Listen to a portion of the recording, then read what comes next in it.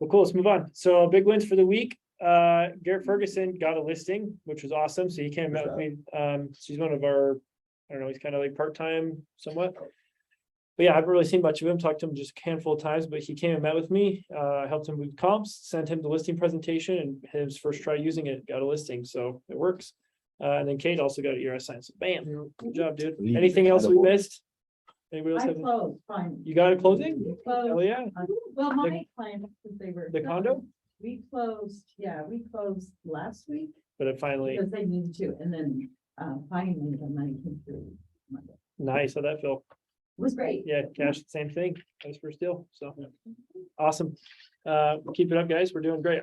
As you can tell, obviously, there's only usually maybe 10 of us that show up pretty consistently, but it seems like more people are starting to get business and things are moving, so I promise, just follow my advice, stick to the plan, it works. Birthdays, Austin's not here, but I didn't tell him happy birthday 21st. Kate, your birthday's in like 3 days, so happy early birthday. Thank you. And Chikaya, 23. Nice. Okay. Yeah. nice. This week, so we have a class after this. If you guys want to go to it, it's for the CE credits for MLS CMA. So they've changed the way the CMA tool works on the MLS. So it's kind of an idea on how to properly, I don't know, estimate value based on things like bedroom count and, you know, how much is a bedroom worth or bathroom worth or garage door or garage bay, excuse me, and so on and so forth. So Wait, is it gonna be downstairs? I think so. Yeah, and then shift tactic tomorrow. Brad Morgan is the OG. This guy, and makes over $1 million a year in real estate. Has a very interesting business model. It's just him and Joel, and they sell more real estate than most of the big teams in the office. So definitely worth talking to him. And again, he's a 2-person team that does more business than some of the 30 people teams. So you should probably learn from him. And then Becca is doing Ignite. Becca's probably one of my favorite agents at the office. She can definitely be intimidating just because she's kind of a bulldog, but she's also one of the smartest, sharpest people we have here. And if you make friends with her, she's so helpful. Like she's what I am to you guys for me. Let's put it that way. So anytime I have a hurdle or hiccup or need a second opinion or advice, I go to her. So I should tell you something. She helped me, price my own home last Yeah. year. Yep, she's sweet. Pro team training. So next week we have Ignite, group coaching first thing in the morning for those who have earned into that, lead generation, script practice, and coach's corner in the afternoon. Tuesday, again, regular team meeting, as well as a couple of things. Wednesday, we've got Ignite, and then it sounds like Gary Keller training, and then Thursday we have pro team meeting and the shift tactic 9 urgency to buy, or creating urgency to buy. So lots of stuff. Stack calendar. So some of you guys have already been a part of this training, but it's worth reiterating. I've reorganized the way that, because I had to build them out first, and now I've reorganized them. So how the trainings would go in a loop from now on is buyer presentation, working with buyers, CMAs, then seller presentation, then working with sellers. And we're just going to run those on repeat every 5 weeks. We'll go through new training.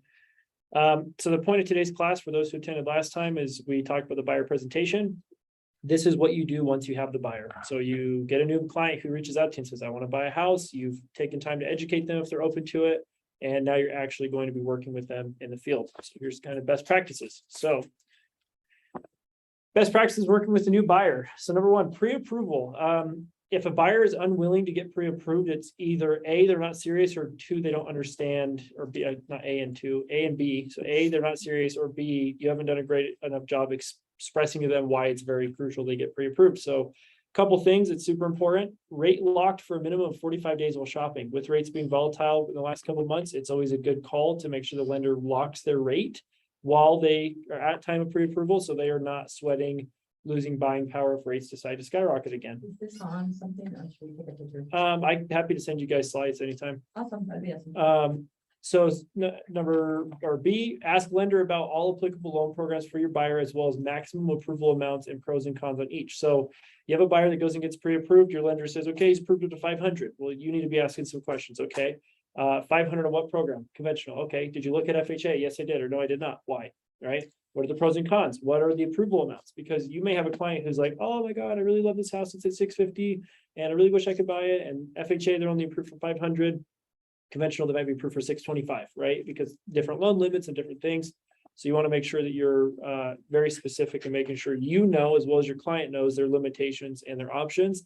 Because there are times, the last 2 years, obviously the market's changed drastically in the last 6 months, but the last 2 years, not knowing about a potential additional option could be the difference between you not getting a deal, right? Because you might have a client who they love this house and they want to buy it, but they don't have enough money to cover down payment and closing costs. You got to switch them to a 0 down loan, and then, like it's plain charades, right? So knowing those things are important. C, confirm monthly payment and closing cost amounts for your buyer. Most lenders do not tell their clients this. This is the stupidest thing because they're scared to have hard conversations, and they're afraid if they say, oh yeah, your payment's $2,900 a month in this $350,000 house and your closing costs are 10 grand, that the client's not going to buy, which is logical. But what's your job? Your job is to protect your client. And if you go put them under contract on a house, they don't actually know how much it's going to cost them. And the lender's not, very good at verifying things. But guess what? You just not only shot yourself in the foot, because now you're going to have to lose a deal after you get excited to putting them under contract, and your client's going to have wrong expectations. And then D, ask a buyer or ask a lender if a 2-1 buy down is available on the loan program your buyer is doing. We're going to talk about what a 2-1 buy down is here shortly. So again, pre-approval, that's kind of your vetting process, not only to make sure your client can actually do what they say they want to do, but also to make sure you are familiar with their situation intimately, so you don't put yourself in a situation or them in a situation where you make an assumption and then, cash has been there. He had a lender that he sent all the information to and everything else that dropped the ball 10 days into the deal because they didn't check to see if the house is a mobile home, or a manufactured home, even though cash had sent them the MLS sheet and expressed them explicitly multiple times, it's a mobile home, right? Well, I didn't know. That's BS. So that lender was just being stupid and negligent. And that's where we got to make sure that you guys are sharp. And it's better to come from a place of curiosity, even if it's something like I play dumb a lot of the time. I know, and I try to do that to shit test my lenders, right? Because if they're going to give me bad advice or they're not being very specific. So if I ask a lender, okay, explain to me why you went with this program, and they can't give me a good description, or they don't, does it make sense? I'm using that as a way to test their validity. If it's one of my preferred lenders, I don't even worry about it because they know how I work, right? But if someone else is like, you should send me a deal, or my client's like, I want to use this lender, I'm going to test them to make sure that I'm not putting myself in a situation where for 25 days I want to put a gun in my mouth because this lender dropped the ball, and now I've got to save a deal when it could have been a simple upfront fix. Is that fair? I know I get passionate when I talk, so just bear with me. But that's how it feels like, because I've had so many deals get killed by lenders. Number 2, listing alert. Wait, can I? Yeah. About that. Okay, so what I try to do, especially with first-time home buyers or young people, because like my kids' age, I try to say, well, they'll say, well, I'm not ready to buy. And I say, well, you know what, you should talk to a lender, because basically it's like free financial planning. Mhm. They will tell you what you need to do. If you cannot qualify now, they'll tell you what you need to, but I'm having a hard time getting people to really do it. Yeah. I think it's important to let people know that getting pre-approved doesn't mean they have to buy a home. Nobody's holding them accountable to that. It's just more or less an information thing. So even if someone says, I'm 6 months out, I'm like, great. You should still talk to a lender today, because they're going to tell you future tense what 6 months from now is going to look like, so you can prepare accordingly, versus finding out, oh, I want an $1,800 a month payment. You save up for 6 months just to find out in January that, oh, it's actually going to be $2,700 a month. Well, I wasted 6 months saving up for something I can't even do, right? Or you didn't save up enough. Right. Or, Exactly. It takes out the what ifs, straight up what's happening, and then you can plan accordingly. So great insight there. So number 2, listing alert. So setting up a daily alert that alerts your clients anytime. Okay, I totally butchered this. Set up a daily alert that sends your client properties automatically to save you time. That's like one of your biggest leverage pieces, is setting up automatic searches. So you don't have to be the one that every week goes through and says, oh, here's 5 houses, right? It's like, I have so many hot sheets running at any given time. I do that for a few reasons. Number 1, if they're a client who decides to not buy now, they might later. So I'm going to keep them on the hot sheet for a year until it expires, and then check in with them and see if they want to still get properties. so you always put it for a year. At least, yeah. I think it automatically expires about a year in. But the goal here is, again, to make sure that you get a new buyer, you get them into the process, you get them set up, and then you have this send them houses, and you set the expectation. When you see something you like from the list that I send you, the bulk list, you're going to cherry pick it and text me an MLS number and address. So how much time does that save me? Because all I have to do is just wait until someone, I had a client text me, Christian, hey, Riley, can you look at this house? Tell me why it fell out of contract and if it's FHA approved. I've trained them basically to then say, okay, cool. I got to take 5 seconds to go make a call, look at FHA approved, yes, no, report back to them. They want to see it, I'll schedule a showing, versus having to say, hey, Christian, here's this awesome house. What do you think? It's just like, it's done for me, which saves me a ton of time, right?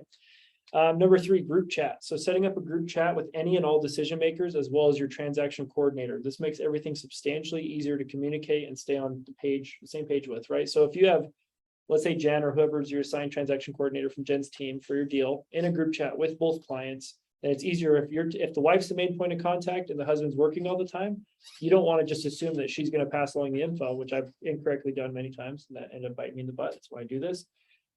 This makes it so if you send a text message or an update or a link to a property or anything, it goes to both people. So not only can you prove if there's ever like a legal situation that both people did get correspondence, but then also everybody's on the same page, especially your transaction coordinator. And most of the time, my group chats, like obviously, I'm in your guys' role, you're doing a lot of stuff yourself, which is important to learn. I'm at the point now where I'm like, as much as I can hand off, I'm going to. So most of the time in my group chats, like I just have 50 unread text messages at any given time because Jen and Michelle are in my group chats chatting with my clients. Hey, I sent you this document. Please go sign this. Hey, quick update with this from the lender. And I'm just basically sitting back and just like watching everything unfold and chiming in when it's necessary, right? Checklist every time. So use the team provided checklist and loop Jen in every single time. So if you have a deal getting put together, you better have Jen at your hip because she's not only going to provide you with great advice, but to make sure you're doing it properly. We had an agent on the team who ended up had a listing, but ended up losing both of them because he never had a signed agreement. The person just discounted his commission that they handshaked on and then ended up picking him out of the deal because they couldn't write the contract themselves. Well, if he would have just taken 5 seconds to text Jen or I, let us know, hey, I have this deal getting put together. We could have coached him through it. And guess what? He would have listed 2 pieces of land and made probably 20 grand, right? So you gotta use us, right? That's why we're here. So again, use the checklist every time and lean on Jen and myself to make sure that you're doing things right. Even if you're assuming you're doing it right, it never hurts to have a second opinion because you're only with us for a certain period of time. Get the most out of it, right? Negotiation options and advantages in this market. We talked about how the market's changed. So for the last 2 years, it's been very challenging to get closing costs or any type of seller help with a buyer. Now it's the opposite. It's a feeding frenzy. You can go out there with a baseball bat and it's pretty awesome. So closing costs, getting your client's closing costs covered by the seller is easy. Confirm the total amount your client needs prior to shopping. So if they're doing a conventional loan on a $500,000 property, assuming they're not doing a rate buy down, their closing costs are probably 1 to 2% of the purchase price, right? So knowing that up front is important. Confirm monthly payments and closing costs for your buyer, like we talked about earlier. So general closing costs can be, in the amounts of, a couple $1,000s towards a rate buy down. It could be for repairs that come up. It could be for whatever, right? But just you can negotiate for them is my point. Number 2, 2-1 buy down. So 2-1 buy down is a large interest rate buy down that can only be paid for by the seller that allows your client to reduce their interest rate by 2% the first year and 1% the second year. You need to check with your lender on the total cost and also loan program. Most lenders, they only allow this on a conventional product. There are 2 lenders I know about that their specific company services the loan, so they'll allow it on an FHA loan as well. That's not typical. It's usually only conventional. But it's a super great thing to have in your back pocket because number 1, your client could not only buy more house if they wanted to using this method, or save hundreds of dollars in a monthly payment compared to what it should be based on today's interest rates. Repairs. So our current market allows you to get repairs covered by the seller or to get cash in lieu of repairs. Set proper expectations with your client, but don't be trigger shy at the same time to ask the seller for help with these items as long as it's reasonable. So proper expectations would look like, hey, if there's a leaky sink, chances are not a big deal. But if there's meth or mold or radon or a roof or whatever, yeah, let's go for it, right? And I think a lot of agents are trigger shy because the last 2 years they've been taught that you have to offer asking price or more. You can't ask for anything. So even the Sandy listing I put under contract for the market 16 days, and we did have to pay up this time. So our first offer was at asking price straight up, which is great.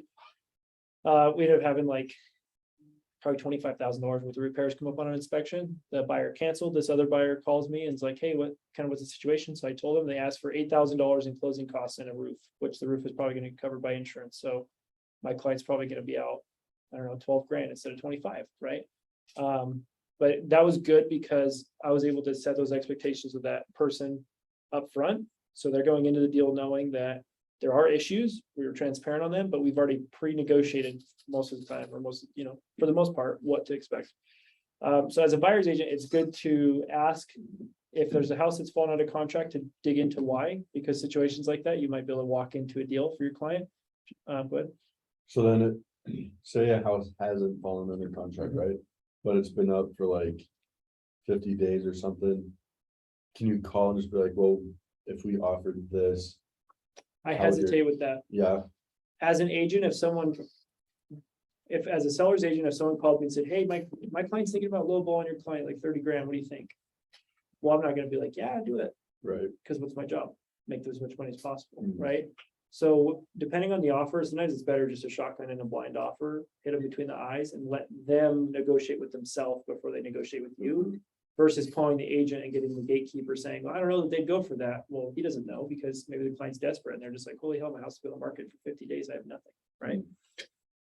So I think it's important to let them know you're going to send an offer and, beat around the bush a little bit if you have to, but I don't know that I'd call straight up and say, hey, your house been on the market for 50 days. We're going to offer 25,000 less than asking price plus a 2-1 buy down, right? Because they're just gonna be like, oh my gosh, versus just sending it over and letting him present it and let them have the conversation, right?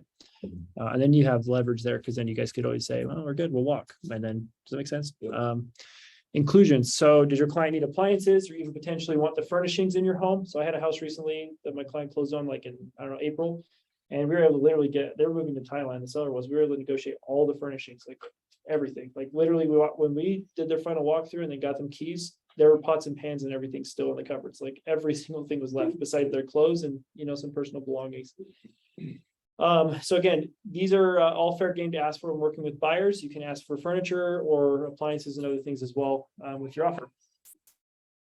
How to spot a good deal for your clients. So number one, days on market. This is the first indicator of a home that has negotiation room and its days on market. The longer the home sits, the more motivated and desperate the seller becomes. Use this to your advantage. Okay.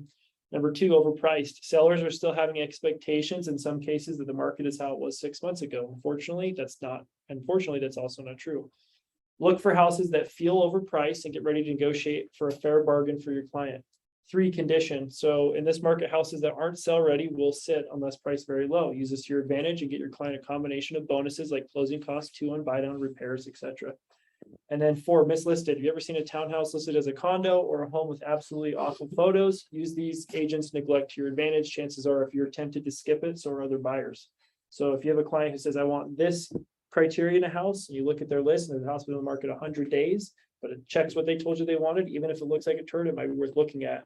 Because especially if it's, an iPhone photo walking through, they're misrepresenting the house, right?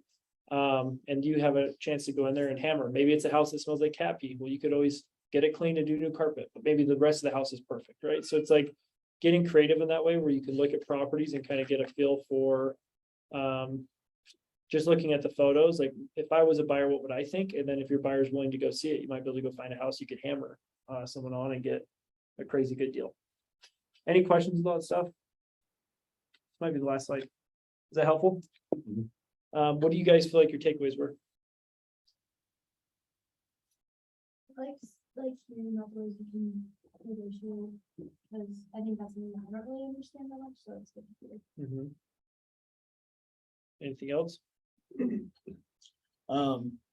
Group text with both clients and TC. Because I have group text with my clients, I have group text with Jen and her team, but I haven't put them all together, so. Yep, that it's would helpful. Save. Mhm. One thing that I mean to throw Jen under the bus or give her more work, but her team and her are workhorses. Like they just love this. They really do thrive off of it. So a lot of the time, if you have them involved, like they will help you in ways that you're like, wow, I didn't even know that was going to happen, but thanks for taking care of that for me thing. Or, hey, they may pick up on something that you need to do, you're doing wrong and text you separately. Like, hey, don't say that next time. Oh, thank you. Because I wouldn't have known otherwise. Right.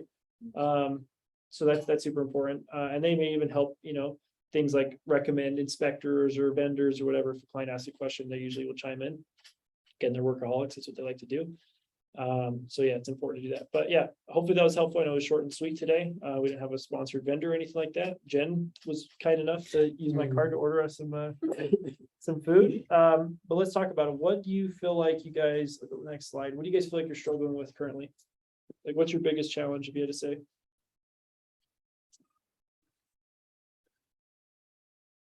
Just getting people. Staging. Yeah. Like I know they're serious, but it's like, okay, well, like, let's get the ball rolling and. Or We've talked about it, but what are 3 things you could do to, in the current situation and in future tense, help you avoid that problem? I think just the stuff I'm doing with lenders and partnering with them and knowing what sort of incentive I can get for them to be like, oh, I didn't know that was an option, like, I feel like that will help, and then I think, yeah, just, it's not hard to be like, okay, well, they just came through my brokerage and just said that everyone needs representation for legal, whatever, like, and then, because I know they'll sign it, I don't really like the, no, I feel like if it's more serious in my head though too, then it's like, I just don't want to be too pushy, or, I don't know, Well, I like the state of Utah. yeah, no, Mhm. well, yeah, There's a document, yeah, the script, there's a Mhm. script on Trello, get the buyer broker signed every time, and it's basically that. Yeah. yeah, So let's clarify. So your first one is provide value, and that's basically information or yeah, uh like offers, basically, right? yeah. I would chime one in, I would just say, find their preferred communication style up front. Meaning, how often would you like me to talk to you and how?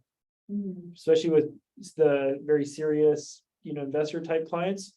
They're not the type that want to be in a group chat and getting texted all day, every day. When they're under contract, that's sucks for them. They got to be a part of that. But at least initially doing the transaction, or getting them in the pipeline.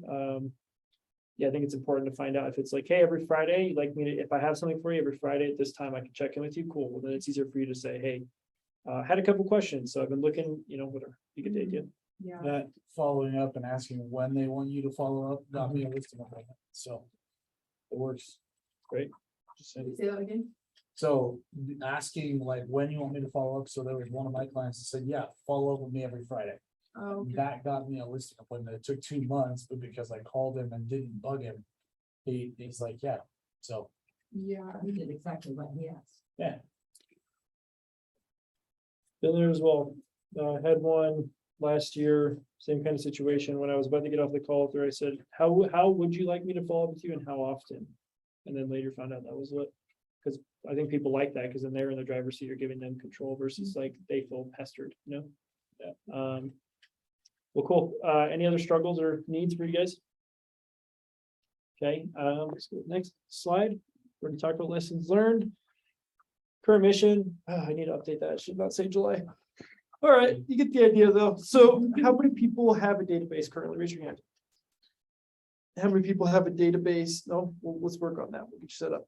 How many people of those people have a database of 50 plus? 100 plus? 200 plus? 300 plus? 500 plus? I think we're around 400. Nice. So Karen, let's talk about that. There are a couple, Alex Latu has left the tech trainer role, so she's not doing that anymore, So but just agent now. But Hunter is. Hunter, yes, I was gonna say, so I talked with him. A couple simple ways you can do it. We have some videos and stuff you can watch too, but I'd recommend getting that set up. Cash and Tyler, you guys are the two that have put the most use to it. Do you feel like it's been helpful the way I've taught you to set things up? It took a lot of time to set up, but you use it as leverage to make it so your business is super easy. Yeah, Like every Monday, I know what I'm doing, when I need to do it, like. Well, and my biggest thing was paid, right? I'm kind of handicapped when it comes to technology and smart plans and everything, but Paige is a pro at it, so doing the smart plans, but even like the announcement letter helped a lot. Have you done the announcement letter? Yeah. I feel like it's helped a lot. We could get 4 deals just from one person, potentially, so. And we've had people, like I saw like an old little league football coach, and he was like, oh, we got your guys' announcement letter, like good for you guys, and like we talked for a little bit, right? So even if they don't come up right away with something they have for you, they're gonna at least keep top of mind with them and know. So something on that, so I used when I, just like you guys did, we used our wedding invite Mhm. list. And added that into our database, and it was really funny, I got a comment yesterday from, one of my mother-in-law's coworkers who was on that list. It was like, oh, I've been getting your emails and I got this letter from you, what are you doing? And it just sparked a real estate conversation, so. Yep. Now I know I'm in front of that guy, and it didn't ever cross my mind to like physically put me there, right? Yeah, Does that make sense? right. Karen, you have a big book of business from doing hair. Yes. That's the first place you should start. All those people should get a letter from you, a call, text, and email, letting you know that you're in real estate now. Huge leverage piece. For me, when I got started, I took all my clients from, when I sold cars, it was like a list of 200 people. It took me a while. I didn't have the help or 90% of the structure you guys have. That's what I'm saying. I was able to make it. So you guys have no excuses. But Go ahead. even then, I still was able to get like 3 deals in the first 2 years from that list of 200. And that was like with half-assed effort and no real system. It was like a spreadsheet I'd check every once in a while. I'd be like, oh, I haven't talked to you guy for like 6 months. Let me randomly call him out of the blue and hopefully he remembers me. What I'm teaching you guys to do is so like systematic and like set up that it's like you can't lose, you know? So that'd be my advice. Find your database of people from your book of business from doing hair, and then just a list of people you know, and it's very simple to set up. And then once you do, I know I'm happy to help. I know these guys would be happy to show you what they've done, because there's isn't exactly like mine. But that's not the point. It doesn't have to be a cookie cutter, but it's just like the general framework that helps you have a base. Because once you set up the database, you have a business, right? You actually have something to work with versus it just being like, okay, where's my next deal coming from? I don't know. I'll call Fizbo today, or I'll go knock doors tomorrow, or whatever. It's very specific. And then like, once we got a solid database, then we did a smart plan where we just asked everyone for their emails. Because I felt over the phone, it was a little too uncomfortable for me to do it, to ask for their emails. But we got a ton of emails just by like, hey, like, we wanted to reach out to you through email. What is it, pretty So much? you texted them? back? Yeah, so it's a smart Oh, the plan. smart plan. And it's Twilio, right? Yeah. And then Yeah. it's like It an automatically automated goes. text. And then if they don't want to say, like, receive them anymore, they just say stop, and they don't get them anymore. Yep. But, And then you kind of know. huh? Do you know what that's not famous for? No, but if you I go made on, my own smartphone for that one. there's a lot in the Um, library but though. yeah, I think we've copied a couple from the library. Cool. Especially like birthdays, holidays. Twilio is really awesome because Yeah. you can just mark, by tags or whoever you need to text or send a message. And it's one text Mhm. and it just I sends out. learn all that stuff because I'm not very. I am not tech savvy. So Hunter is my first step, Mhm. right? Yeah, child hunter. Yeah, we can set up, and then Hunter will soon be teaching launch, which is what Molly was teaching. It's just like 2 sessions, basically like gets you acclimated to my plan for you guys, like, what tools and systems you need, and then how to work your database when you get it set up. But that's what he did, the cash did. I don't know if he did for sure, but basically announcement letter, and it's a 5-step follow-up plan. So it's like you reach out to say, sorry, you sucked at staying in touch with them, get their address and email, introduce real estate, catch up, send an announcement letter, send a text saying you sent the announcement letter a week or so later, call them, see if they got it. And then you could also set up, some sort of follow-up touch. It's like 4 to 5 touches in a month to 2 months off of one letter. There's no way by the time that's not done, you haven't clearly established yourself as, they say it takes like, 12 touches a year or something like that to say top of mind. We're already like almost halfway there off of one thing. Not counting the fact that you could, do a monthly newsletter pretty quickly after setting up your database. So there's another 12 and then, so on. So should be good. But yeah, current mission, if you haven't already, set up your database, lead generation daily. Again, no business unless you go find it. GPS and 411. Those terms kind of give people a glazed over look. Again, what that basically looks like is set your yearly goal, meet with me, Cash, Tyler, someone else who set it up as well. Let's make sure you have an idea on how to actually hit your goal for the year. And then a 411 is very simple. You just set 3 priorities for the week on what you want to do that's going to help you accomplish your goal. So we just dumb it down pretty much. And then group coaching requirements, if you're not in group coaching, Ignite, graduated from, launch completed with Hunter or Molly, ProU videos done, case studies complete, and then database set up. Your first group coaching session, you don't have to have a 411 filled out. I'll show you how to. But once you get into group coaching, it's a requirement to have it filled out every time before. So otherwise, if there's something I can do for you guys, what's up? I don't know about you guys, but definitely I think the 411 and the group coaching for me has been the biggest impact for the business. So Yep. like getting to that point and getting through everything else and all the fundamentals was Especially, pivotal. yeah, and like, especially for me, like I'd lead gen every day, but I never had a plan of what I wanted to get done. But now I feel like I can see the steps I'm taking, like we're both taking, Mhm. to get the business would be. Yeah, it takes, like, this thing is, I don't ask you to do all these things just to give you busy work, but it's like, once you set that foundation up, it is so much easier for me to just meet with you once a week, and be like, hey, here's what we gotta do, and then you go do it, report back, we talk about it. And then fix things or keep going with things. Yeah, because that's truly coaching, like, coaching is, training is like what we did today in class, right? But coaching is like helping you know what, how to put into practice what I've taught you. So it's like, initially, it's very training focused, a couple action items, but then once you get done with these things, it's like, you guys are barely ever in classes. You come to team meeting and group coaching. Other than that, you're not required to go to Jack, you know? But it's working, right? You're getting business, it's paying off. So, yeah, guys, if there's something I can do for you, let me know. Karen, I'd say that's my takeaway for you. Get your database set up. Kaylee, work on getting some expectations set for your clients, so you can get 5 BBAs, so you're done. Find some new people. Yeah. Anything else I can help with? Okay, sorry.